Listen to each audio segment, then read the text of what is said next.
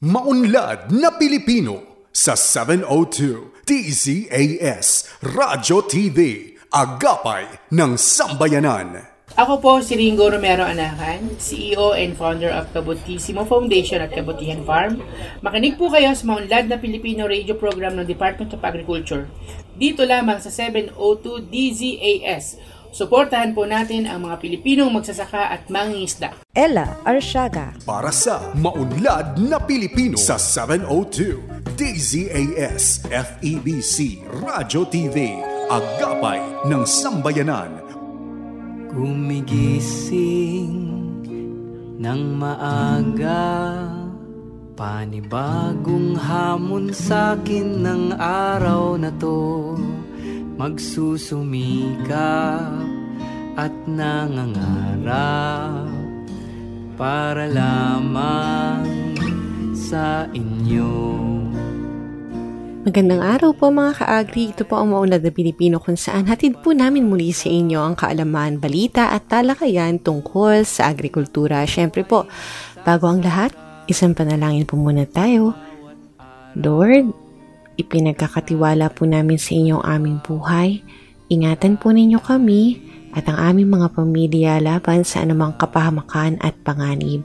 Balutin po ninyo kami ng inyong banal na pag-ibig at gabayan sa bawat hakbang na aming tatahakin. Sa inyo, Panginoon, ang papuri, pasasalamat. Siyempre, kasama na rin po ang simula, kabuuan hanggang lapag ng programang ito sa matamis na pangalan ni Jesus na ating tagapagligtas. Amen. At para sa salita ng karunungan, ang buhay ay hindi tungkol sa kung gaano kadalas kang madapa, kundi kung paano ka bumangon at magpatuloy. Kamusta po kayong lahat? Ako po si Ella Arsiaga. Ngayon po ay araw ng Sabado. Ikahuli na po agad sa buwan ng Marso, March 29, 2025. Welcome po sa Season 7, Episode 13 ng Maunlad na Pilipino, 1310. Dito po sa 702 DZAS FEBC Radio TV, Agapay ng Sambayanan. Sa mga kaka-tune in pa lamang po, yan, malugod po namin kayong welcome sa ating programa. Accessible po tayo via online streaming ng dzas.febc.ph. Ganyan din po sa Facebook. Siyempre po sa mga hindi pa nakakapag-like or follow, tingnan lamang po yung sa 702 DZAS FEBC Radio TV na Facebook page. And of course, sa mga nakikinig po sa kanilang mga radyo, sa 702 po tayo. Once again, sa AM Band. At greetings po no, sa mga listeners and supporters po ng ating program. Thank you so much po no, sa patuloy na pagsubaybay. Kayo po ang tunay na mga haligi ng ating mga programs sa 702 DZAS. And of course, una na nga po dyan si Ma'am Helen Arellano. Mapagpalang umaga sa Maunlad na Pilipino. Lagi po tayo magpasalamat sa bawat araw at sa masisipag na magsasaka. Yan po, huwag po nating kalilimutan. Kahit hindi po yan kahit anong uri ng day like Farmer's Day or whatever day po na associated siguro sa agriculture, as long as meron tayong nakakain, hindi po rin may pambili po tayo ay wala na tayong pakialam sa kung sino yung nag-produce. Ang ating mga magsasaka at mangingisda, ating mga food producers, mga food heroes. So maraming salamat every day. Ayan, sabi nga po namin ni Ma'am Oda nung sa huli nating related na SOCMED post dito. Every day is Thank a Farmer Day. Ayan nga po no. And of course sa ating pagpapatuloy ng mga greetings. Good morning din po kay Ma'am Dulce Alicante. Magandang araw po Maunlad na Pilipino, Miss Ella, at sa ating mga magsasaka at mangingisda. Thank you so much po. Ayan. At meron po tayong greetings from Sir Jonathan Tayo.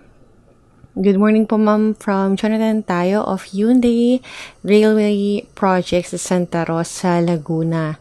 Yan, gusto ko rin batiin ng magandang umaga sina Ma'am Amy Ricafort, Len Agdon Reyes, Ronald Young, Liwayway at Yensa. Blessed Saturday po Ma'am Ella Arsiaga, Nora Cancela. Good morning po Sir Epifanio Salvador na nagsishare po ng ating program link. Thank you so much po. And of course, kay Ma'am Leonida Tela Sacada Rubio. Blessed Saturday morning, Ma'am Ella Arsiaga, at sa lahat ng Maunlad na Pilipino listeners listening sa PM Radio mula umaga hanggang gabi from Calvary Baptist Church sa Bacoor City, Cavite. God bless your ministry. Amen. Thank you so much po. And of course, para po sa umagang ito, nais po namin ibahagi sa inyo na makakasama po natin ang owner ng Kandiisan Diversified Farm sa Malay-Balay naman po sa Bukidnon. Siya po si Ginoong Ricarte Bacus para po sa ating segment katuwangang Agricultural Training Institute. Good morning po kay Sir JB Masilang. Ang ating usapan or discussion, tunghayan po natin maya-maya lamang tungkol sa uma ni Candy. Ano nga ba yung kwento nila sa ating panauhin ngayon, ngayong episode natin mismo papakinggan. Siyempre, bukod dyan yung ating tampok ng mga regions para sa Regions on the Go. Pati po yung ating unlad komunidad na segment na hatid po sa atin weekly ng ating partner na Philippine Rural Development Project. At yung Agri-Trivia segment po, yan, marami pong fans din ng ating segment na ito. Kaya masayang-masaya po kami ipagpatuloy ito. Makasama po natin dyan si Binibining Ira Cruz. And of course, syempre, siya po, ito pong mga ito, yung mga nabanggit natin, no, hatid namin sa inyo, isang oras na hitik sa impormasyong ugnay sa agrikultura. At ngayon, narito naman ang ating mga kasamahang farmcasters, kagaya nga po nabanggit natin kanina lamang para sa Regions on the Go. Opisyal lang na i-turn over ng Department of Agriculture Cordillera ang 2 bagong corn warehouses sa Ifugao noong March 19, 2025. Ang mga pasilidad na ito ay itinayo para suportahan ang ating mga magsasaka sa Alfonso Lista at Aguinaldo, Ifugao, kung saan may pinakamataas na produksyon ng mais sa lalawigan. Ang Saranay Community Multipurpose Cooperative sa Pote, Alfonso Lista at ang Mapaco-Paco Farmers and Fisherfolks Association sa Posnaan, Aguinaldo ang opisyal na nakinabang sa proyekto na nagkakahalaga ng 5.2 milyon pesos.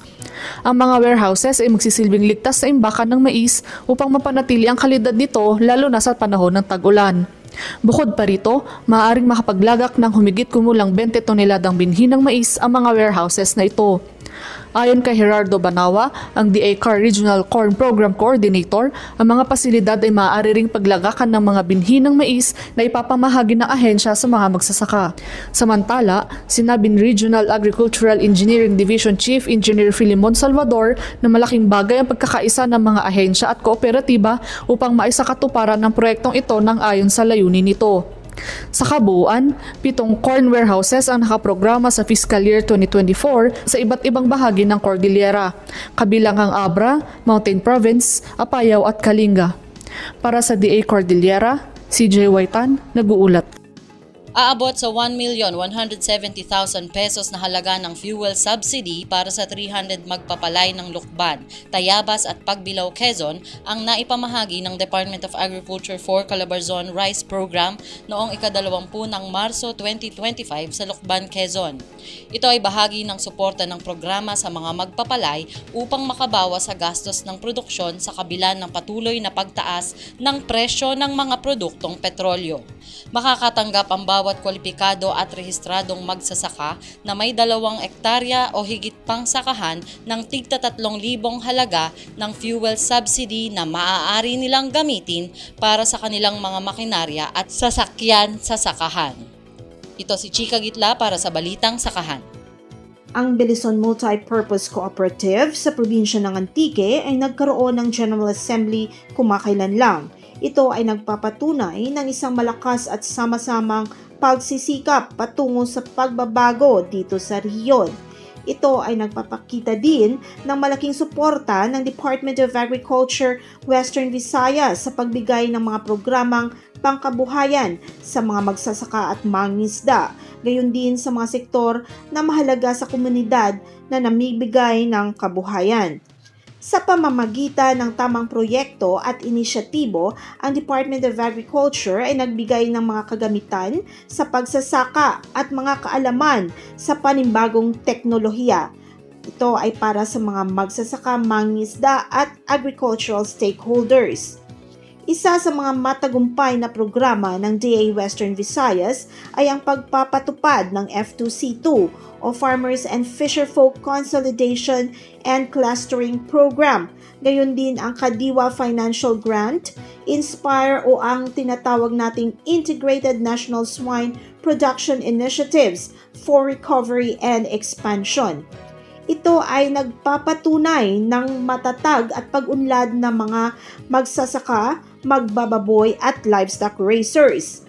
Ang pag-usbong ng mga kooperatiba ay nagpapakita ng suporta galing sa mga iba't ibang sangay ng gobyerno. Ang National Dairy Authority o NDA ay nagbigay din ng kaukulang tulong para mapanatili ang pag-unlad ng kooperatiba. Itong pagtutulungan ay bahagi ng pag-angat ng sektor kung saan mapanatili ang pag-unlad sa probinsya ng Antique at ng buong rehiyon. Sa karagdagang balita dito sa DA Western Visayas, mahigit 100 local farmer technicians o LFT sa probinsya ng Iloilo ay nagsagawa ng retooling at capacity enhancement. Ito ay para mapanatili ang technical at extension support sa mga magsasaka. Ang mga LFTs ay kasalukuyang malakas na kasosyo ng Department of Agriculture sa pag-unlad ng mga science-based farming approaches na tumutugon sa mga problema at alalahanin, partikular sa mga peste at sakit ng mga pananim, gayon din ang epekto ng pagbabago ng klima sa produksyon. Ang Climate and Environmental Risk Reduction and Management section ng DA ay siyang namuno sa workshop na ito. Para sa Maunlad na Pilipino, John Capachete, DA Western Visayas. Hydraulic ramp pump irrigation na igawad sa mga magsasaka sa CI Zamboanga Sibugay. Ang Department of Agriculture Region 9 sa pamamagitan ng Organic Agriculture Program nito ay nakapagbigay ng hydraulic ramp pump irrigation sa Batu Agri and Fisherfolk Association o BAFIAS sa Barangay Batu, CI Zamboanga Sibugay noong 13 ng Marso taong kasalukuyan. Nagkakahalagang 798,659 pesos. Ang proyekto ay naglalayong gawing mas produktibo ang agrikultura sa lugar ng Batu sa pamamagitan ng irigasyon na gumagamit ng presyon ng tubig kaysa sa kuryente o petrolyo. Ang bagong sistema ay makakatulong sa 112 mga miyembro ng BAFIAS sa kanilang pagsasaka at pangingisda maging sa ikabubuti ng kapaligiran sa Barangay Batu. Ang seremonya ay dinaluhan ng mga tauhan ng lokal na pamahalaan ng CI, mga miyembro ng BAFIAS at mga otoridad mula sa Department of Agriculture Region 9. Ito si Darwin Reyes, nag-uulat mula sa Zamboanga Peninsula Region.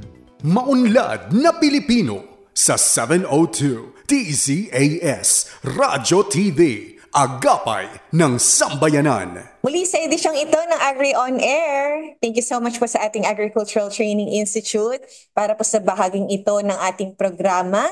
Mga ka-agri, makasama po natin ang may-ari ng Candiisan Diversified Farm na matatagpuan sa Malaybalay, Bukidnon. Para po sa ating Uma ni Candy, walang iba kundi si Sir Ricarte or Sir Cart Bacus. Welcome po sa Maunlad na Pilipino Agri On Air segment. Kamusta po kayo, Sir Cart? Okay lang po, ma'am. Maraming salamat po sa pag-invite sa akin po dito sa inyong programa po. Thank you po. At maraming salamat din po kay na Sir JV Masilang sa lahat po ng bumubuo ng ISD po natin sa ATI Central Office. Shout out po sa inyo, mabuhay po kayo. At para po sa ating topic ngayong umaga, sabi siguro ng mga listeners, ano kaya yung topic na binanggit? Wala man lang parang pangalan ng commodity. Pero bago yan, ipakilala po natin, Sir Cart, paano po ba tayo nag-start sa ating Candiisan Diversified Farm? Pwede po ba natin i-share sa listeners natin? Paano po ba natin to na-acquire? Tsaka backgrounder na din, sino-sino pa yung mga nakakasama natin katulong dito sa farm? Okay po. Nag-start po ito last 2015 po. Nag-work po ako. I was part of the research project po, particularly on vegetable value chain, covering some parts of Mindanao. Then, in 2015, my mother-in-law purchase a land. Then, sa kanyang siyam na anak, wala pong gustong mag-farm. So sabi niya sa akin, Carte, since agriculture graduate ka, pwede ba ikaw mag-farm dito? Kasi walang interested na mag-farm sa siyam na anak ko. So yun, nag-work ako, then I stopped working.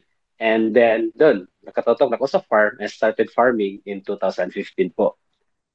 Then, ang kasama ko dito po, nakatulong dito sa farm, is yung family members ko talaga, no? Nagtulong-tulong kami, especially sa farm, ako in charge sa farm, at saka may wife and my two siblings po, sila naman doon sa processing na side po, sa value-adding na mga activities. Yun po. Pero sir, matanong ko lang no, base sa nakwento niyo po sa amin so far, dahil po kayo ay may background sa agriculture, which is yung kumbaga, tinik po ninyong kurso.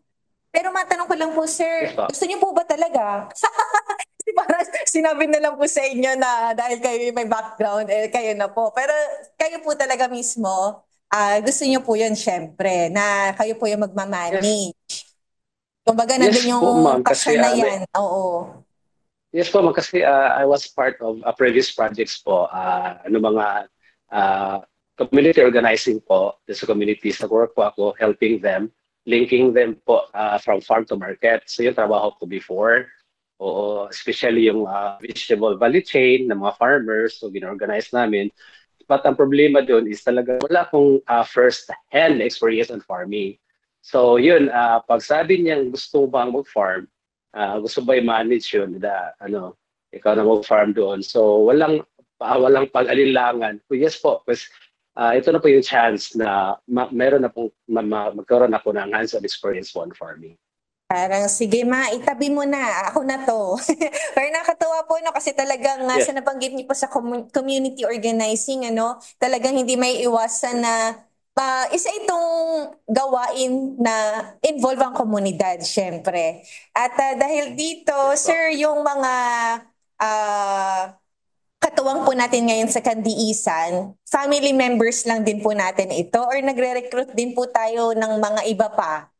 Yes, meron po tayong mga workers, particularly po mga IP people, IP communities. Since yung area, yung located ang farm namin, 95% po ay belong to IP communities, mga Higaonon tribe, no? So yun, sila talaga yung mga workers namin doon na kinukuha namin pag mayroong mga madaming gawin. So nag-hire kami ng mga IP people pa.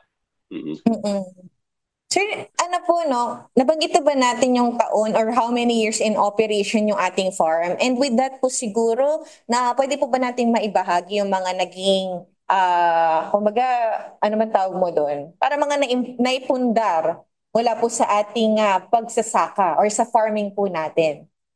Okay po, yung area po is about 5 hectares po, but it's divided into two. Meron kaming reforestation where we planted some Philippine native trees and some other trees po. And then we have this production side naman po, almost 3 hectares. Na yung tanim namin, may cacao, coconut, bananas, mga certain vegetables po. Then meron din po kaming livestock na component. So it's basically a diversified and integrated farm. So based on that crops po, marami na po tayong naipundar po. Like yung mga farm tools and equipments na importante yun sa farming. So dapat meron ka mga tools, meron ka equipments. So yun talaga yung inauna namin. And then ngayon, since nagpa-process na kami, we are into value adding. So we bought some machineries, processing equipment, no? Meron naging processing area po for our products din po. Siyempre, ito sabi ko nga kanina, para siguro sa mga tagapakinig natin, ano kaya yung commodity nila? Do siyempre, nagkaka-clue na po sila dun sa mga nakikwento natin, Sir Cart. Pero dito na tayo pupunta. Ano ba yung tinatawag nating tama ba? Uma ni Candy. Uma or Uma ni Candy. Saan po nanggaling ang pangalan na ito? Tsaka ano bang produkto ito? Ito talaga ako na-excite na gusto marinig at malaman ng kwento nito. Sige po. Uma. That's Uma. Meaning farm. Yes. Uma. So it's a Visayan word. which means farm. So Omani candy, which means candy farm. So yung candy naman po, dalawang meaning po yan. First, yung candy is a shortcut po ng Sitio Candiisan. It's the place where the farm is located. That's Candiisan is a small village, part of the barangay. So yun, candy is a shortcut. And other meaning for that is candy means that C-E-N is Candiisan, and D is diversified, and I is integrated. So candy farm is Candiisan, diversified, and integrated farm. That's candy farm. Or Omani candy. So yung mga produkto namin, basically is mga raw products namin came from cacao. We have coconuts, bananas, we have fruit trees, and some other assorted vegetables. So yung mga for sa cacao namin, we process into tablea, yung chocolate, ma'am, yung tablea. Then we have these cakes and pastries, yes, the chocolates. And for bananas naman, meron kami mga banana bread, mga banana muffins, mga cakes and pastries, cookies. Then for coconuts, so we have macaron muffins, we have virgin coconut oil, and some other coconut-based products po. So yun po yun. Nakakatawa na po, karamihan po, actually halos lahat na nabanggit niyo, mga high-value crops po ito. So dahil dyan nalaman natin, meron tayong candy, tsokolate. So ano po, ito sir, kayo po mismo yung nagawa po nito or sa inyo lang po nanggagaling yung raw materials? Yes po, since napaprocess na kami ng tablea, meron kami mga cacao nibs. So basically, yung raw products namin came from the farm. So yun, pinaprocess namin into chocolate. Bago lang namin na produkto yan, it started last year. Kasi after nagtitraining ako for about a week po into chocolate processing, chocolate making. Then yung LGU namin na nagbigay sa amin ng 2 chocolate melanger, yung process ng chocolates. So yun, very timely po. So yun, nag-innovate kami into different variants po ng chocolates. Okay, wait lang. Magbabalik po ang Maunlad na Pilipino makalipas sa ilang sandali. Oh, anak, ang kitang aso! Aray! Uy, tay! Okay ka lang po ba? Para kalmot lang. Malayo sa bituka. Oops, teka lang tay. Baka may rabies yan. Dapat sabunin at hugasan agad ang sugat ng 10 hanggang 15 minuto. Lagyan lamang ng alcohol o iodine para talagang malinis. Tapos, pumunta sa pinakamalapit na health center para magpakonsulta. Balik po kayo sa susunod na schedule natin po ha. Salamat po. Agad na hugasang maigi ang sugat at pumunta sa health center. Basta wais, iwas rabies. Problema ngayon sa sektor ng paghahayupan ang mababang kausayan sa AI. Kung magpapatuloy ito, malabo nang tumaas pa ang produksyon ng gatas sa bansa. Sana may makatulong sa akin para mabuntis naman itong kalabaw ko. Ha? Kapangyarihan ng AI! Saniban mo ako!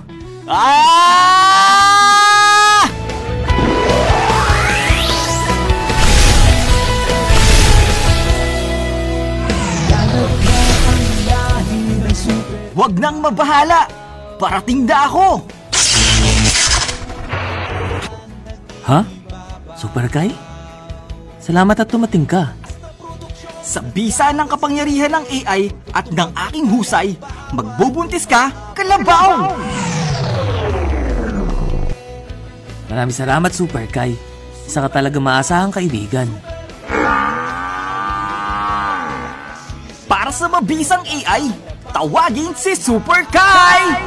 Malakas na uri ng kalabaw sa bagong Pilipinas. Super Kai!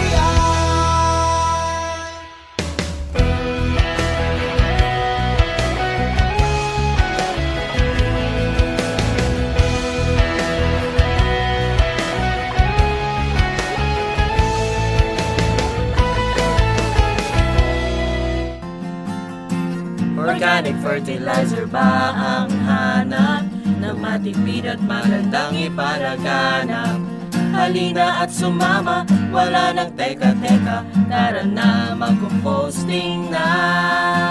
Para sa libreng makinarya sa paggawa ng compost or organic fertilizer, tara na at mag-composting facility for biodegradable waste o CFBW. Halina't makipag-ugnayan sa Bureau of Soils and Water Management o BSWM para sa karagdagang detalye.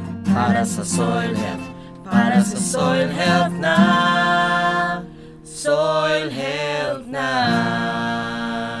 Ella Arsiaga. Para sa maunlad na Pilipino sa 702 DZAS FEBC Radyo TV, Agapay ng Sambayanan.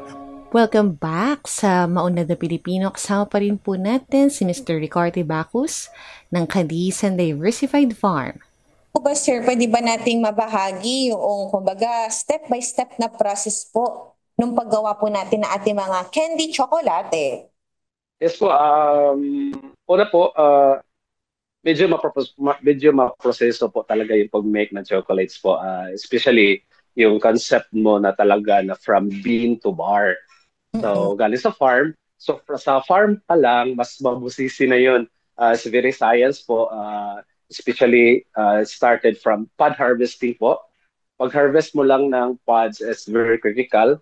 Kasi may tamang hinog. No, so dapat yun kinukuha, and then critical din in terms of after ma-harvest yung pag-ferment, yung fermentation process, kasi it's different po yung pag-ferment. If you want to make a chocolates, iba yung fermentation process din niya. Then sa drying, and yun, sa drying din, so iba-iba din yung proseso. Then after ma-dry, you have to select the beans po for roasting. Then, yan naman po sa roasting, mas mabusisi po sa time, yung temperature, gano'n. So, dapat yung time at saka yung temperature na monitor. And the next phase naman is yung grinding. So, after siya nag-grind, then doon naman po sa conching or sa melanger, sa machine. So, after that, it will take about 2 to 3 days po bago mo naman kunin. Para makuha mo yung fineness talaga niya, yung parang yung melt in the mouth na na sabi niya na feel. So melt in the mouth feels, so it's chocolate. So yun, it takes about 2 to 3 days po bago namin i-temper na naman. After temper, tinatawag na pina-curing din, ipa-curing, and after that imo-mold na siya, then ibinapak, then ibenta na namin. So mataas talaga yung proseso ng paggawa ng chocolates, especially if from bean to bar talaga yung concept mo. And I'm guessing, Sir Clark, nyo rin tong pinag-aralan, medyo it took time, para kayo ay talagang ma-perfect nyo po yung inyong bean to bar na binabanggit.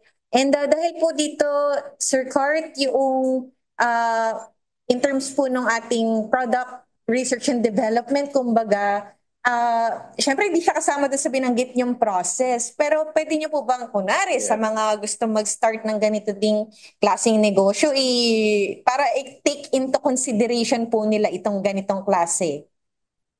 Yes po, dapat talaga pag-aralan. So, though meron tayong mabasa, meron na tayong makita sa YouTube or sa other platforms po, but mas maganda talaga if may hands-on training ka talaga on how to make a chocolate po. So yun, nag-aaral tayo dyan.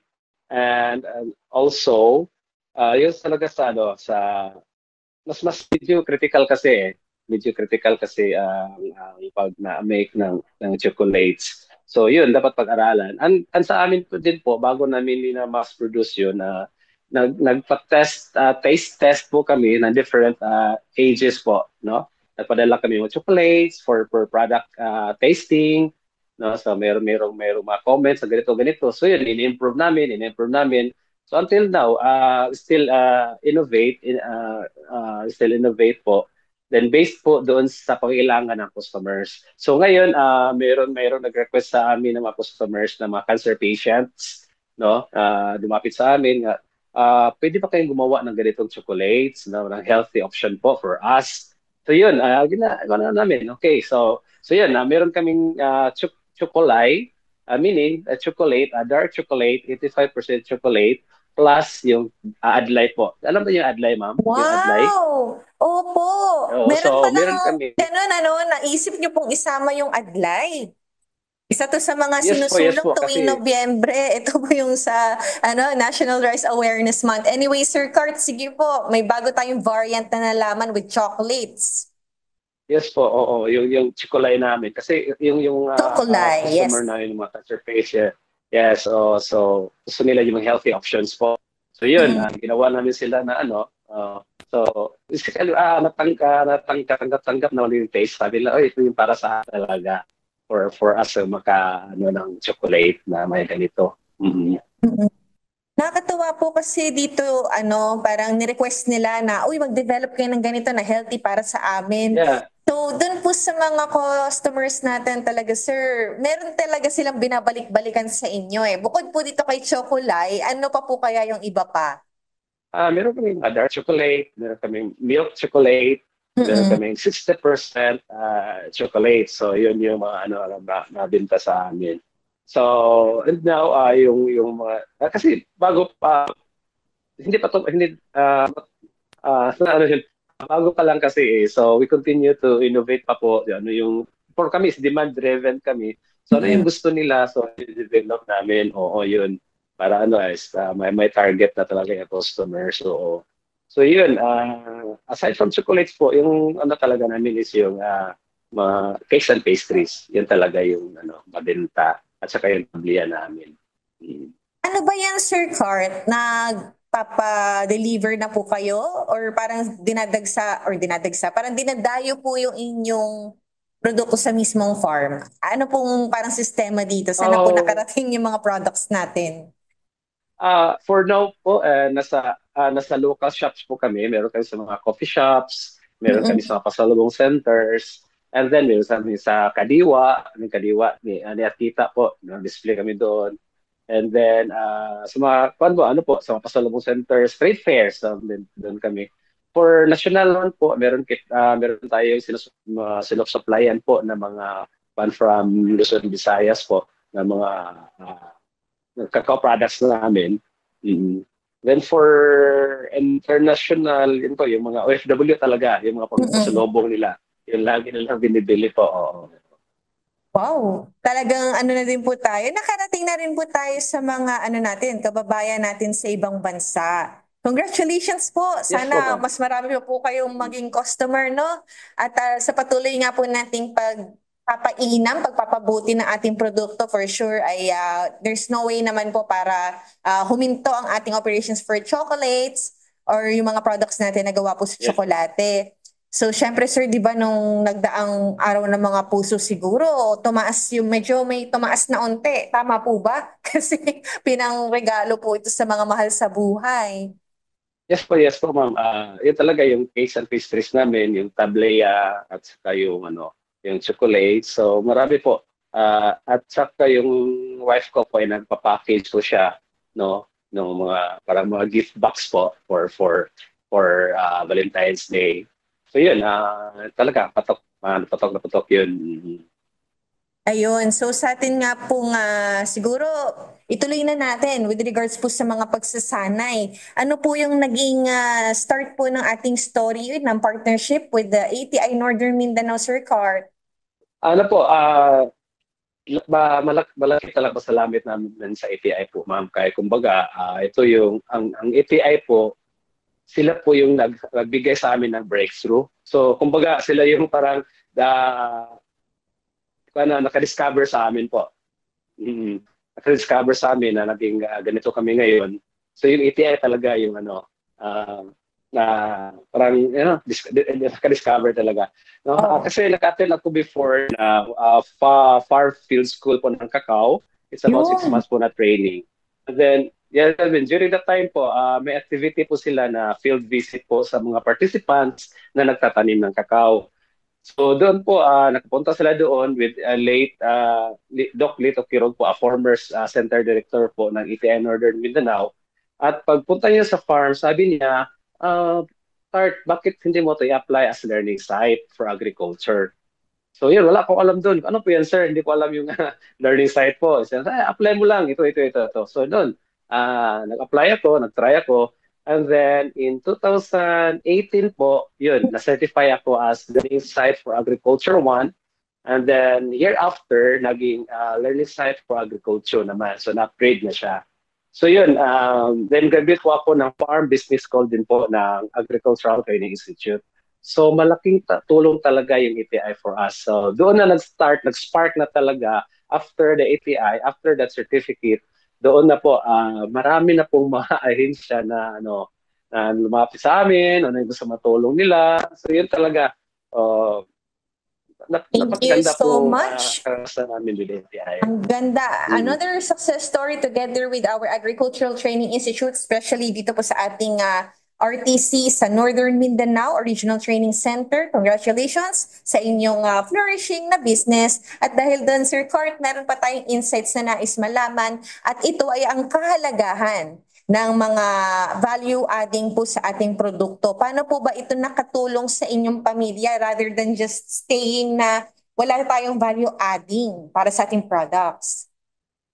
Yes po ma'am, based po sa aming experience po, napakalaga talaga ng value-adding. Kasi based on our experience po, tinatawag namin itong is parang may paradigm shift ba? Kasi before, dependent talaga kami ng middleman. Yun yung mga traders, di ba? Then, napakasakit mo isipin na ikaw yung nag-farm with all the blood and tears po na ginugol mo dun sa farm. And then, pag-harvest mo, sila yung nag-dictate ng price. So, napakasakit yan para sa amin na magsasaka po. Bakit sila mag-dictate? Din kami naman yung nag-farm. So, through that, with that experience po, so yun, para ma-change naman din yung mindset po as a farmer po. So yun, nag-engage kami into value-adding po. Para iba naman, para before, sila yung nag-dictate ng price, yung mga middlemen, yung mga traders. So ngayon, tayo na mga farmers. So tayo na ang nag-set ng price, tayo na nag-set ng price ng ating mga produkto po. So yun talaga, napakahalaga po yan. At saka, if mag-engage kayo ng value-adding, it's other value addition po na yung income. So yun, if you have diversified crops, diversified products, then meron ka ding diversified income po. Nakakatuwa naman yun. Talagang coming from you, Sir Cart, yung pakiramdam na na-empower po talaga kayo na amin ang presyo, kami ang magdidikta ng kung anong gusto namin mangyari sa negosyo namin. Nawa ay mas dumami pa po yung ating mga magsasaka na involved po talaga sa yung may mga business, kagaya po sa inyo, yung kumikita na po talaga tayo, nakakarating yung products natin sa iba't ibang lugar at patuloy natin pinapainam yung mga products natin. With that, sir, baka naman gusto nyo pong i-promote yung mga contact details po ninyo, social media, baka yung address nyo din po para dun sa mga nais sigurong bumisita at makita mismo yung inyong farm. Yes po, you can contact us po through our Facebook page, yung Candy Isan Diversified Farm, yung sa farm po. At saka yung sa mga products namin is yung FB page one po is yung Candy Goods po. So you can search po and doon lang kayo mag-message po kung meron kayong mga orders, gusto kayo bumisita sa farm, yun, i-contact kayo lang po yun. At bago po tayo tuluyan magtapos, nais naming marinig, baka mayroon po kayong kahit maikling mensahe po para sa ating mga listeners, lalo na po sa mga kababayan po natin sa Bukidnon at sa buong Northern Mindanao. Okay po, gusto ko lang ipaabot po sa ating tagapakinig at sa ating mga kasamahang magsasaka. Yung just be nice lang po. Just be nice. But that word po, yung nice, means a lot to us. Since ito po yung lessons learned namin when we started farming po. So ano ba yung nice? So it means for N, that stands for no to monocropping po. So meaning, you should diversify para meron kayong diversified income at then meron kayong backups if one crop fails po.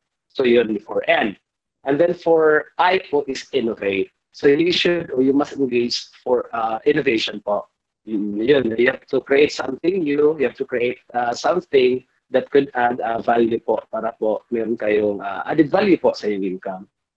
And then C po is for collaborate.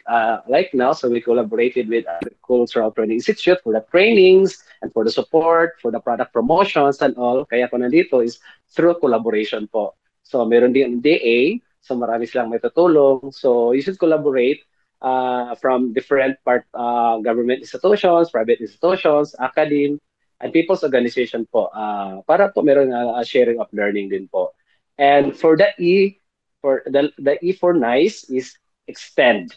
So hindi natin kalimutan na may makasama tayong sasaka na malayo talaga sa kabiasnan and no access for new informations and technology. So we need to reach out for them para matulungan din sila to access new farming technologies po. So yun talaga yung ina-advocate ko, yung for being nice.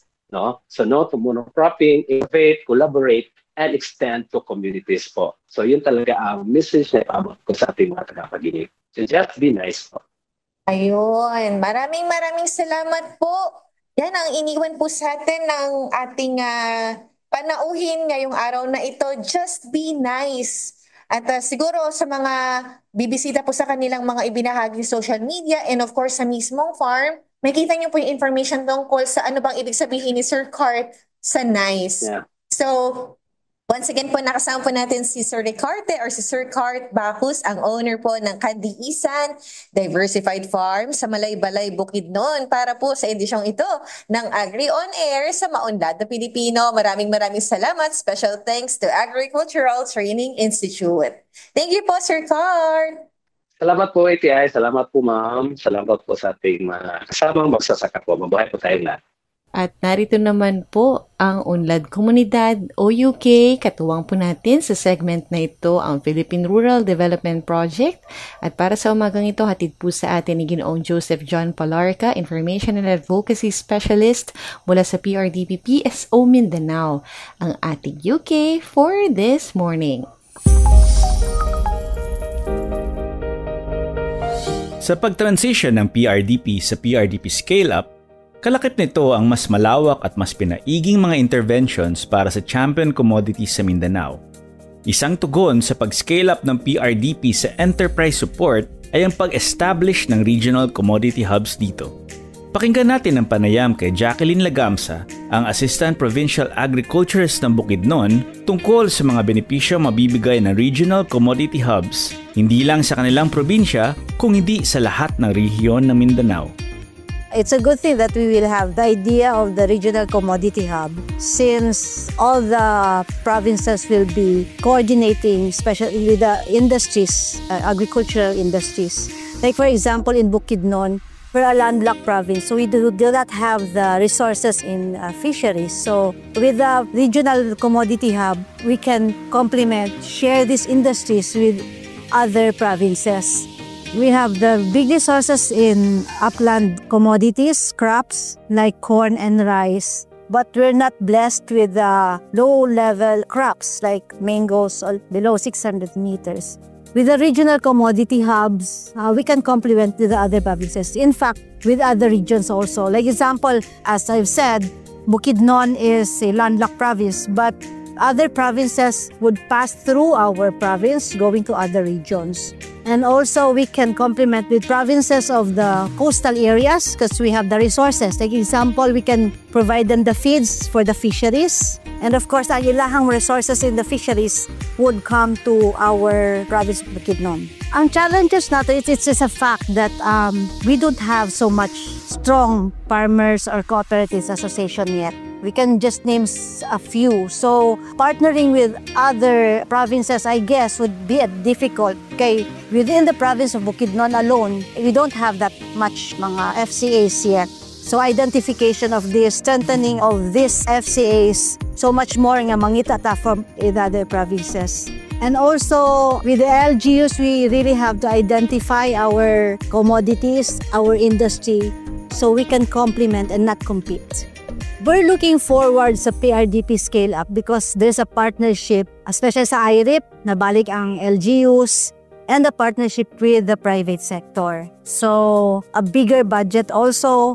And I'm so optimistic with our administration. There's the support, especially on the equity, financing, things like that. When before, FCAs have the limitations. So with this scale-up, naanatay broader partnership with other stakeholders. And we're given the broader partnership and the support and the integration of other programs like the F2C2, sa mga PAFES, other agencies or programs that will integrate, that would make this program mas positive ang ma-outcome.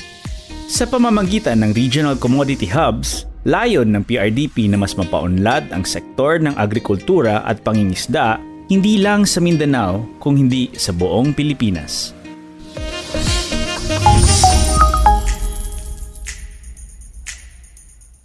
Thank you so much po, Sir Joseph. Nalaman natin ang tungkol sa regional hubs, scoping, at abangan pa ang inihanda or mga inihandang bahagi ng DAPRDP tutok lamang dito sa Unlad Komunidad, dito pa rin sa Maunlad na Pilipino, 702 DZAS. At syempre, hindi namin nahayaan na umuwi po kayo, no? Especially if umuwi talaga, no? Nasa bahay lang naman po tayo, no po? Or kung sa mga nasa labas po, yung mga kagaya po ng mga nahihilig po sa mga fun run, yung mga simpleng brisk walking po na makakatulong as long as we're moving and, going around. Hindi lang tayo sedentary, especially if nasa office na po tayo for the whole week. Anyway, this time during Saturday, hindi po namin hayaan na matapos ang program. Especially, once again, dun sa nag-start ng ating episode this morning. Actually, lahat ng episode, no? For currently, ito po yung ating, siguro, masasabi natin cherry on top. Kasi parang ito yung piecemeal natin. Ang daming sinabi na po. Ito po ang Agri's Review segment na hatid sa atin ni Ira Cruz. Isang maganda at pinagpalang araw muli mga ka-agri. Narito na naman tayo sa ating Agri Trivia segment, ang Batid Ba Ninyo? Batid ba ninyo na may makabagong teknolohiya na kayang pahabain ang buhay ng mga gulay kahit na walang kuryente? Ayan, ito ang tinatawag na ZEC-C o Zero Energy Cooling Chamber na binuo ng Department of Agriculture Cagayan Valley upang tugunan ng problema ng pagkasayang ng mga aning gulay, lalo na ang mga kamatis at talong. Ayon kay BA Region 2 Regional Director Rosemary Aquino, marami sa ating mga magsasaka ang nangangamba tuwing anihan. May mga pagkakataong nasasayang lang ang kanilang mga produkto dahil sa mabilis nitong pagkasira. Kaya naman sa tulong ng Cagayan Valley Research Center, ipinanganak ang ZEC-C na isang ambakan na hindi gumagamit ng kuryente pero epektibong nagpapahaba ng shelf life ng mga gulay. Alam nyo ba na sa loob ng 2 taon, sinubukan ng mga eksperto sa pangunguna ni Mary Jane Ibarra na siyang Principal Technology Author mula sa Cagayan Valley Research Center ang iba't ibang walling materials ng imbakan mula sa coconut coir, uling hanggang sa bricks and sand mix. Sa huli, napatunayang ang uling ang pinaka-epektibo dahil nakakababa ito ng temperatura ng 5 hanggang 10 degrees Celsius at napapanitili ang humidity sa 85 to 90% na siyang perpekto para manatiling sariwa ang mga gulay. At ang resulta? 21 araw na sariwang kamatis, 5 araw na fresh na talong, at 6 na araw na sariwang upo at patola.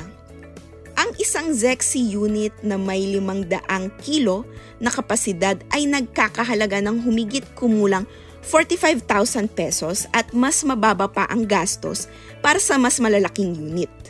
Sa economic analysis nga, may 71% na balik kita para sa kamatis at 32% naman para sa talong.